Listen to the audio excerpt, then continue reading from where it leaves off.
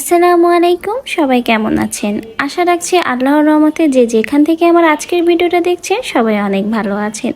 চলে এলাম নতুন একটা রেসিপি নিয়ে। আজকে আপনাদের সাথে মাছ দিয়ে করল্লার একটা মজার রেসিপি দেখাবো। অনেকে এখন আবার হয়তো বলতে পারেন করল্লা তো তিতো, এটা আবার মজার কি আছে? তো ভালো করে যদি মাছ দিয়ে রান্না করা যায় এই তিতো তরকারিটাই খেতে কিন্তু ভীষণ মজার হয়। আশা করছি আমার আজকের রেসিপিটা আপনাদের কাছে খুবই ভালো লাগবে।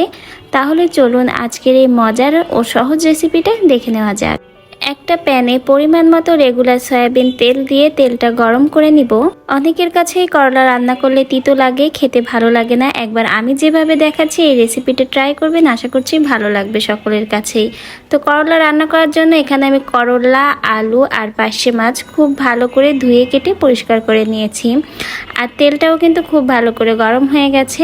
এখন তেলের ভিতরে পেঁয়াজ, রসুন আর কাঁচা ঝাল আধা থেতো করে বেটে নিয়েছি। এখানে কিন্তু একেবারে মিহি করে বাটিনি, হালকা থেতো করেই বাটা হয়েছে। এখন দিচ্ছি স্বাদ মতো লবণ, আধা চা চামচের মতো অ্যাড করব শুকনা লাল ঝালের গুঁড়া। ঝালটা একটু বেটেও দিয়েছি, আবার কিন্তু একটু শুকনা ঝালের গুঁড়াও দিয়েছি। দিচ্ছি আধা চা চামচের মতো হলুদ গুঁড়া। আর এখানে আপনারা ঝালটা যেমন পছন্দ করবেন সেটা বুঝেই দিবেন। দিলাম আধা চা চামচের মতো জিরা গুঁড়া। সব মশলাগুলো এখন ভালো করে ভেজে নিব। মশলা থেকে অতিরিক্ত যে পানিটা রয়েছে সেই পানিটা কিন্তু টানিয়ে নিব। অনেকের কাছেই করলা রান্না করলে খেতে ভালো লাগে না, তিতো লাগে। তো তাদের জন্য কিছু টিপসও কিন্তু ভিডিওর ভিতরে আপনারা পেয়ে যাবেন। ভালো করে যখন দেখবেন মশলা থেকে এক্সট্রা পানিটা টেনে গেছে, তখন এর ভিতরে অ্যাড করে দিব কেটে রাখা করলা আর আলু। আলু আর করলাটা কিন্তু আমি খুব পাতলা করেই কেটে নিয়েছি। ভালো করে এখন মশলার সাথে মিশিয়ে নিব। আর অবশ্যই আপনারা করলা বা তেতো জাতীয় কোনো সবজি, শাক রান্না করার সময় খেয়াল রাখবেন চুলার হিটটা কিন্তু লো করে আপনারা রান্না করবেন না, তাহলে কিন্তু তেতোর পরিমাণটা বেশি বেড়ে যাবে। খুব ভালো করে মিশিয়ে নিয়েছি। আর এটা কিন্তু অতিরিক্ত বেশি নাড়াচাড়া করব না, হালকা একটু মিশিয়ে নিয়ে তারপরে এর ভিতরে মাছগুলো অ্যাড করে দিব। আমি এখানে পার্শে মাছ দিয়ে রান্না করছি, আপনার চাইলে ট্যাংরা মাছ বা কই মাছ দিয়েও কিন্তু এই রান্নাটা করতে পারেন। পরিমাণ মতো অ্যাড করছি ঝোলের পানি। আর রান্নাটা পুরোটাই কিন্তু অবশ্যই আপনারা মিডিয়াম বা হাই হিটে রেখেই রান্না করবেন।